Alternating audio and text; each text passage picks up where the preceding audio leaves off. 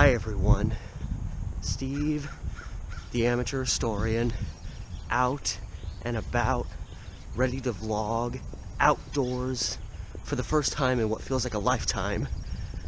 And I'm really super excited, because I'm finally going to get it going after over a month of work, research, finding case after case, many of them very obscure.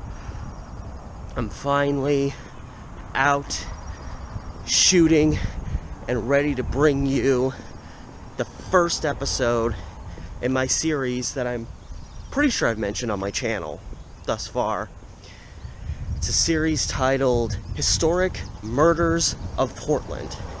Now, this series, just as a little introduction, this series covers murders that happened in the Portland area of various sorts, and the cutoff line is 1940. So every case I discuss in this series will predate 1940, essentially capturing anything during the first roughly 90 years of Portland, Oregon's existence.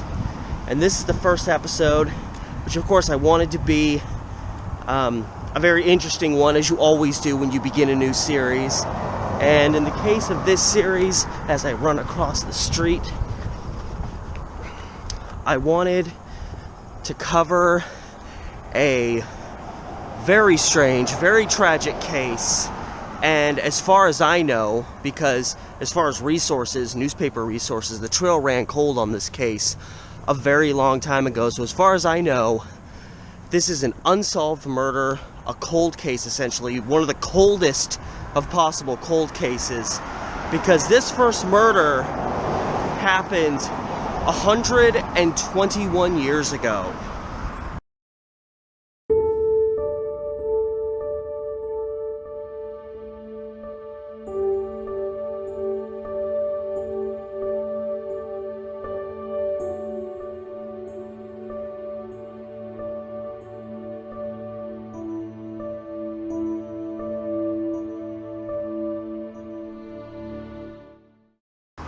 And as I wait for my elusive bus to arrive, I forgot it's a Saturday, so the schedules are a little bit different. I'll give you a little bit of an introduction to what this case is about. This is a case from 1898, so pre-turn of the century.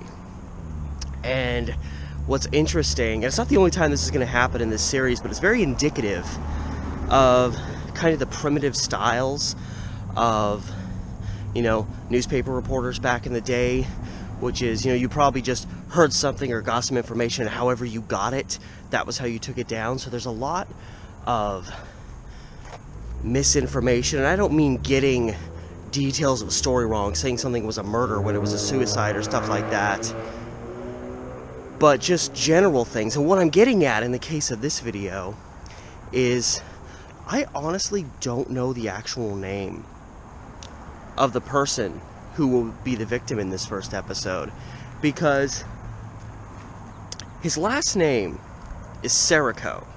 I know that for a fact, because that's how it's described in every newspaper article about the guy. However, some articles say his first name is Angelo, and some say his first name is Antonio.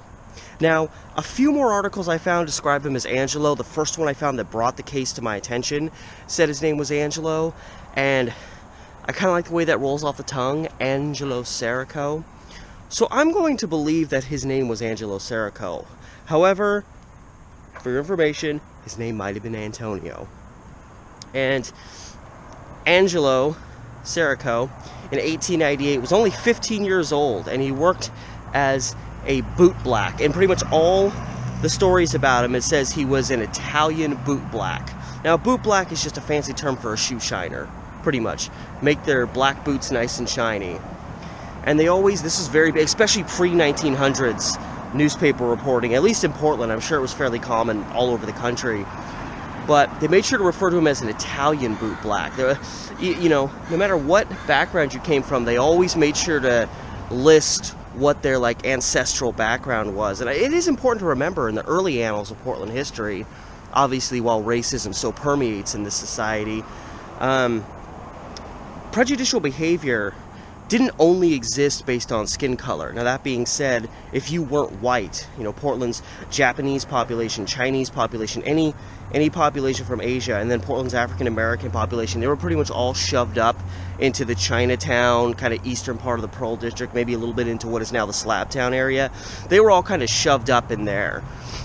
But as far as Portland's white population, there was always prejudice there as well, because there were so many different sects. You had your Jewish population, your Italian population, your Irish population, your Russian and Slavic population, your Greek population. I mean, there was so many, and so it seemed like, there were so many different sects of immigrants in Portland back then that newspapers always made sure to list what a person's nationality was in newspapers back then.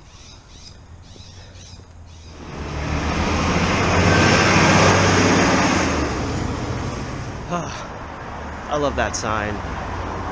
So right behind me is 20th Avenue crossing and Burnside going this way. And for the sake of my story, this is where it all happened. Angelo Sericko was 15. He lived within 200 yards of where I am right now. I don't know if that means he lived this way, that way, or this way. But back 1898, November to be exact, this was, this is over 100 years ago. This is all obviously developed, but this was a lot more sparsely populated, a lot more open fields, probably a lot more farmland. And between 20th here and 21st, which I don't think 21st actually crosses here, but between, 20th here and a little ways down there, there was an orchard in this vicinity. It doesn't say specifically if it was on this side of Burnside or on this side of Burnside, but it was on Burnside between 20th and 21st. And that all plays prominence in this story. So it's the evening of November 4th, 1898. A couple of kids out playing, like literally maybe right here where I'm walking. Heck, this is maybe one of their gloves, unless it's O.J. Simpson's glove. A couple of kids are playing right along Burnside, and they find a rope. And it's very suspicious. This is very open space. It's kind of odd to find a rope, and they're young enough to be curious, so they take it to a next door neighbor who I can only assume lived right in this area. And he examined it, and it was interesting because it had been kind of, stretched out, and it was almost kind of, I would want to say in a noose type shape. And he noticed there were little black hairs on it. So that definitely made him a little bit concerned to find rope with people's hairs on it when we think about what rope can be used for. And that's kind of where the ball got rolling. So not too long before this, our young man, our 15-year-old bootblack, Angelo Sericko, left his home, which, I have no information to say exactly where the orchard is, where his home was, but for some reason I feel like the orchard was like right through here, and that Angelo Sericko's home was probably a little bit east of here. For some reason that's just what I feel inside. You could say it's the spirits talking to me. I don't know. Yeah, because see, this intersection right here is 22nd, so 21st would be almost right in front of us, right here. So Angelo Sericko leaves his home, and as the official story goes, he's walking. Again, if we, for the sake of discussion, presume the orchard was on this side of the street that I'm on, he's walking along between 21st, which is about right here, and 20th, right up there. And as he's walking along, someone hiding behind a power pole, behind some bushes, leaps out and hits him in the face with a sandbag. This renders him unconscious. And it's one thing to attack someone like that and maybe run away. Maybe you have a grudge against someone, you hit them, knock them down, you feel better about yourself, and then you run away. Well, after knocking Angelo Sericko down in this area. Whoever did it dragged him off into the orchard, which again is maybe, you know, where these houses are now, but this area off this direction. He drags, I'm assuming it's a he drags Angelo Sericko into the orchard, away from the busy Burnside street. He's still unconscious. He wraps the rope around his neck, and presuming the blow to the head wasn't going to kill him, chokes him to death in the orchard. So as this rope is being discovered in the vicinity of this orchard where the crime occurs, Angelo Sericko's family's a little bit nervous because he goes out and obviously doesn't come home. They leave their home, they start searching all over the area, and he's just laying dead in an orchard over here. He was probably obstructed by some trees. That might explain why a search was going on for a lengthy period of time, and he wasn't found that night. And so now I'm on the opposite side of Burnside Street. So I was right over here just a moment ago, giving you more of a wider view of where I feel this orchard was located, which would have been like right here, roughly. So I want to say it's early the following morning, which would make it November 5th, 1898, that, of course, the youngest member of the Sericko family, Angelo's younger brother, who I want to say was only like 5 years old, ended up discovering Angelo's dead body in the orchard in this area. And they could see, you know, the mark on his face where he'd been hit. Again, it's presumed with a sandbag, although I don't know how that conclusion was reached, because in all the information I looked at, I found no reference to that being found. So how could they know for certain that that was used? And he had scratches all over his body, the result of being dragged from off of Burnside here into the orchard. And of course he had, you know, the marks around his neck showing he had been strangled with a rope.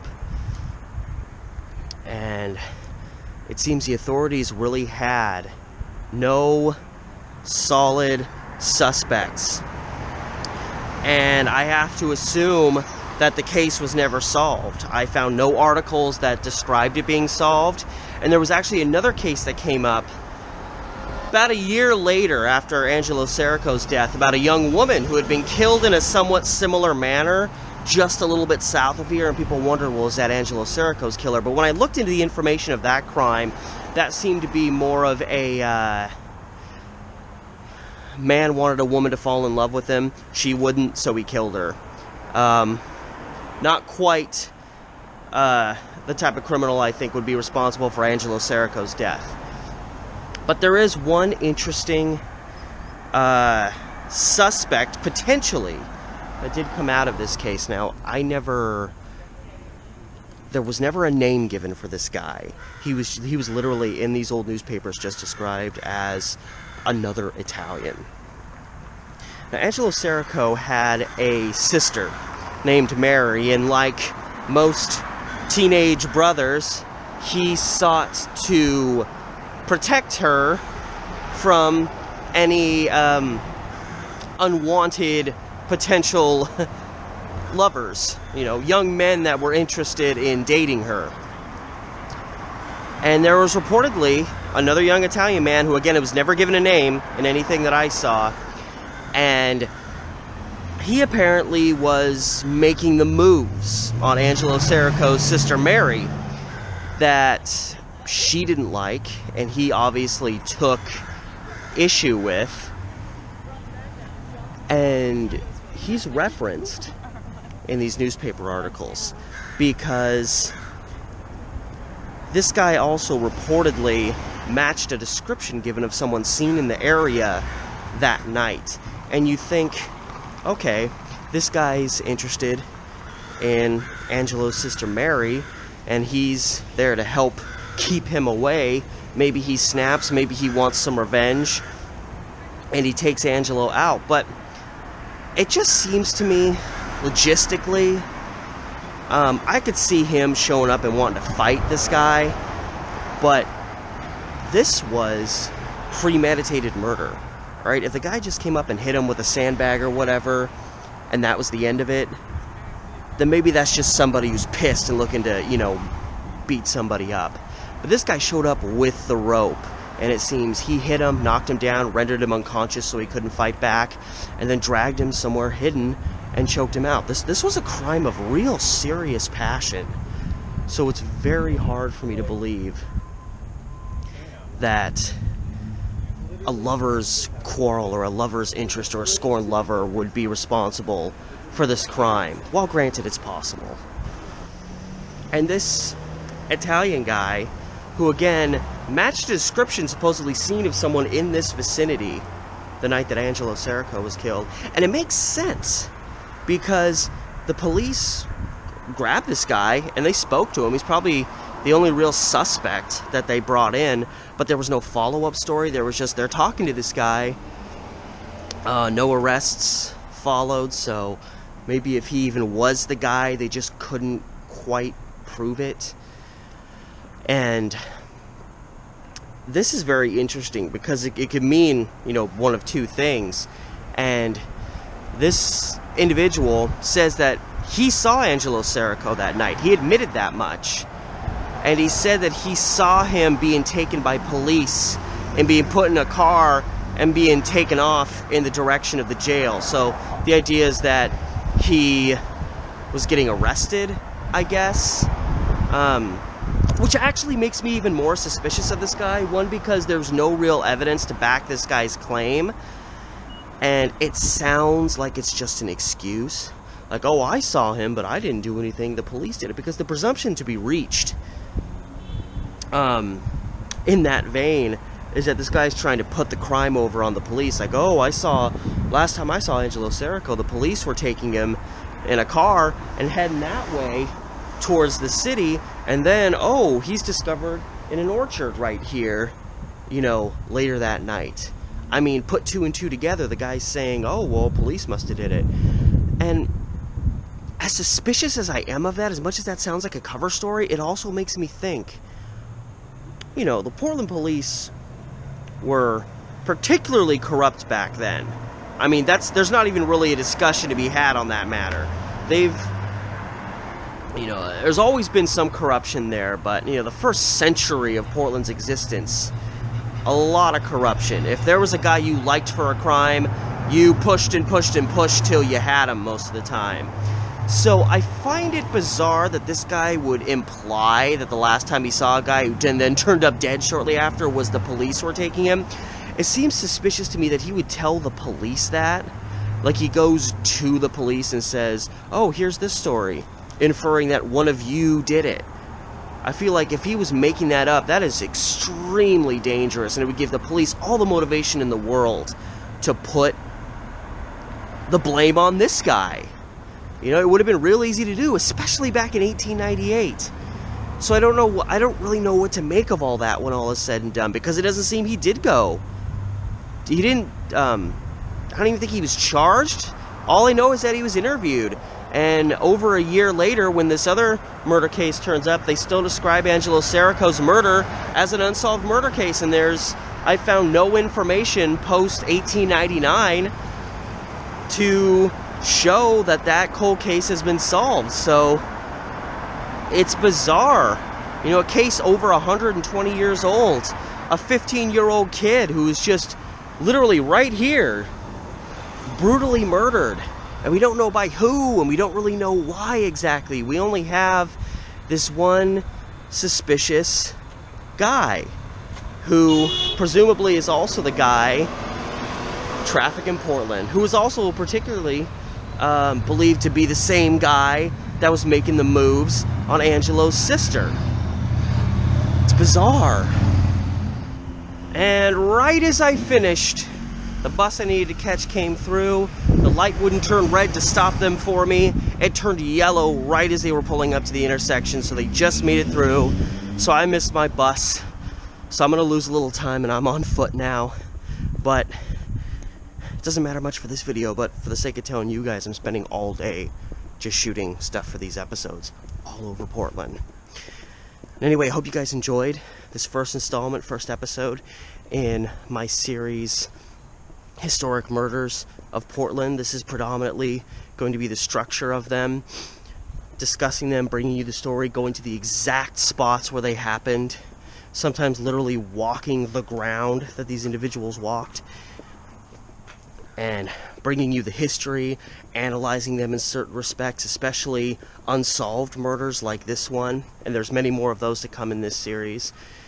Murders of all kinds from way back, old school Portland history.